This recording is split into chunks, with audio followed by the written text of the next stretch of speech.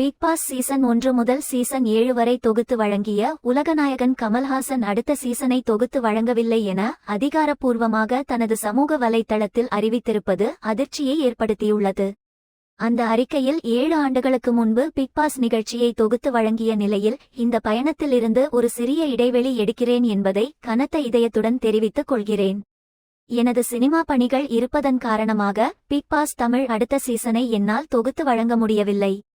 உங்கள் இல்லங்களில் உங்களை சந்திக்கும் வாய்ப்பு எனக்கு இந்த நிகழ்ச்சியின் மூலம் தான் கிடைத்தது.